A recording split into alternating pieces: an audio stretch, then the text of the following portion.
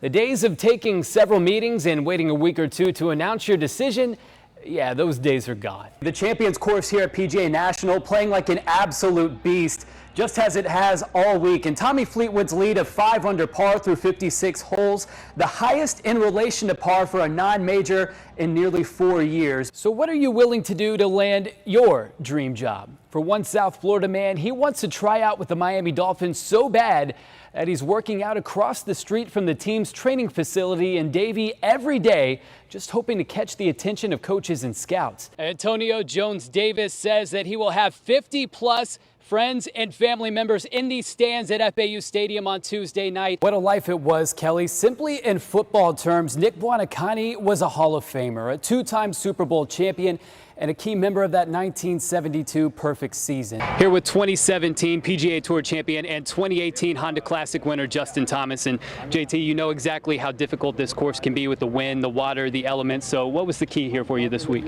Just staying patient. Former Boynton Beach star and Heisman Trophy winner Lamar Jackson is headed back to South Florida, opening up 2019 on the road at Hard Rock Stadium. And it all comes full circle for Jackson, who is set to begin his first full season as Baltimore Ravens starting quarterback. Ricky Fowler says it's time to win. After shooting a 4 under 66 on Friday here at PGA National, he entered round 3 here just 1 shot off the lead. But as he said here yesterday, he's got to finish more events when he's in this position. Number 74 overall, 3rd round draft pick in the 2019 NFL draft. As you get ready for this next chapter of your career, you nervous, excited, anxious? How you feeling? Say more on the excited side. Jay Marie, you missed your last 4 cuts coming into the U.S. Women's Open, but you played some of your most consistent golf this weekend. What exactly was the adjustment that you made? I think it's something about majors. The last cut I made was at a major. Well, it certainly looked like your everyday big league roster for the New York Mets. All the big names were there. Yoenis Cespedes, Jay Bruce, Noah Syndergaard was on the mound. That is until you got down to number 8 on the lineup. Tim Tebow getting the nod at designated hitter, making his Grapefruit League debut today. Let's go ahead and check out how he would fare. Tebow not sporting his usual number 15, instead wearing a nameless number 97 Mets jersey, but regardless, all eyes on the former Heisman Trophy winner. At his first at-bat, not a good one. He goes down looking after just 4 pitches. Not exactly pleased with that last strike call. Tebow looked a little more comfortable in at-bat number 2, making contact and putting the ball in play, but he would ground into a double play. The Mets did tack on a run on that play, though, so not all bad, but things didn't get any better for Tebow during at-bat number 3. He gets beamed in his right shoulder. No harm done, though. Tebow joked that he's used to taking hits throughout his career, of course referring to his past life as a football player. And his 4th and final at-bat, it didn't last very long. 3 pitches, as a matter of fact. Tebow gets caught looking at all of them, said he didn't like the first 2, thought they were a little bit inside. All in all, an 0 for 3 day, including 2 strikeouts and a hit by pitch. But if you thought he'd be hanging his head after the game, you better think again. Go! It's an unseasonably hot October afternoon at Jupiter Christian High School. Drop. The sweltering heat, the cracking of shoulder pads, among the little things that Mike Hoyt no longer takes for granted. I feel like God has put me through a lot of things to show me how much I should really appreciate something. At age 19, Hoyt had aged out, exhausting his playing eligibility. Hoyt then had to go before the FHSAA and plead his case. I told them kind of like my past life and everything that I've persevered through. I went to them, I expressed the way that I felt, 100% honesty, and just let them know how I felt. After hearing his story, Hoyt was cleared. My father had left me and my siblings when I was 12 years old. We were living off my grandmother's income every month, her disability.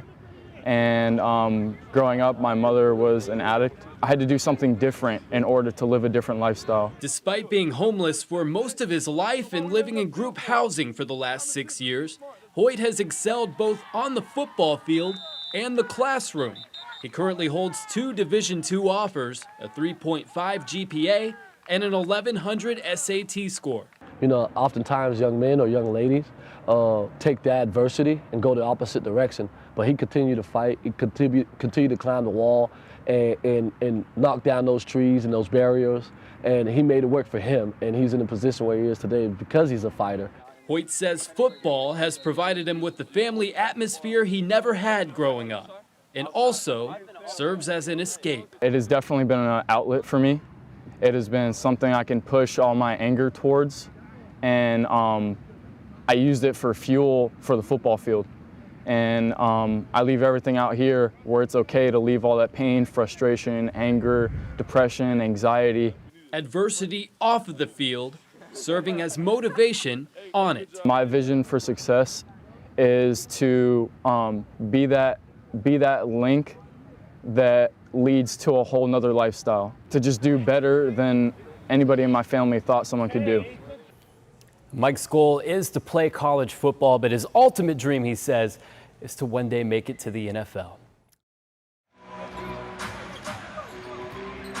Kobe for three, got another one.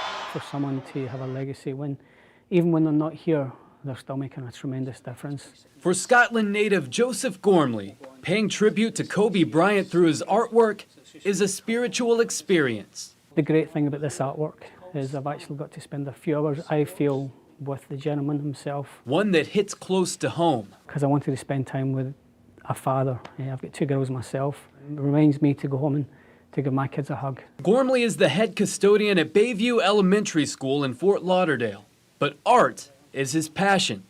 His specialty, musicians, athletes, and celebrities. Through his artwork, Gormley has been able to give back to his community in a big way. Over the past few years, he has donated more than $300,000 from money raised through his paintings. By putting the paint on a canvas, I'm getting to help just in a small way. His goal? To raise $1 million. I think that's going to tell people what's in my heart, not what's in my pocket.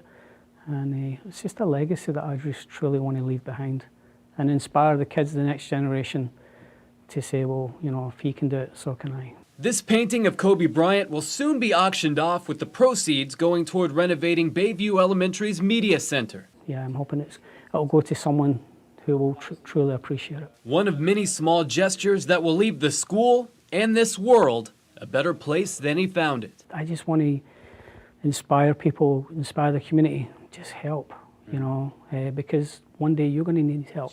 For ESPN 106.3 on WPTV News Channel 5, I'm Paxton Boyd.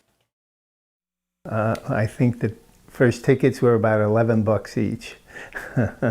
A lot has changed since 1966, but for Harvey Rothenberg and four of his closest friends, one thing has always remained the same. We're going to our 52nd game.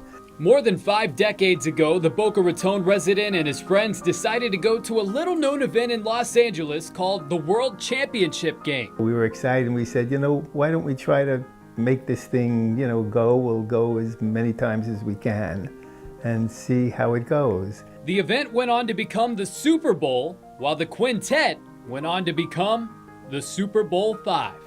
We wear this at the game. Over the years, there's been matching jackets, rings, cufflinks, ties, even a horse. We named it the Super Bowl V.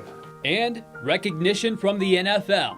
And it's, you know, congratulating us on going to 50 Super Bowls. And on the rear side of it is the score of all 50 games and who played in it. The most exciting game, he says, a come-from-behind win for his beloved New York Giants over the then undefeated New England Patriots. We won 17-14, so it's never over till it's over. But it's the unbreakable bond that's lasted more than 5 decades that keeps the group coming back again and again and again. It's the camaraderie that's more important now than the game itself. We feel good about each other. We're like brothers. Rothenberg says the group has overcome financial struggles and deaths in the family until this year. Al Schragus, the Prez. An illness has them one man down for the first time ever. Part-time Palm Beach resident Al Schragus, who Rothenberg calls the leader of the group, is currently in hospice care, losing his battle with pneumonia. We really can't communicate with him now. He's in intensive care and not speaking, but I know that he would want us to go. So for better or worse, the tradition carries on. As long as I'm 6 feet above ground. Most of us are in our 80s, and so I don't know how long it's going to last. We're going to try to keep it going for as long as we can go.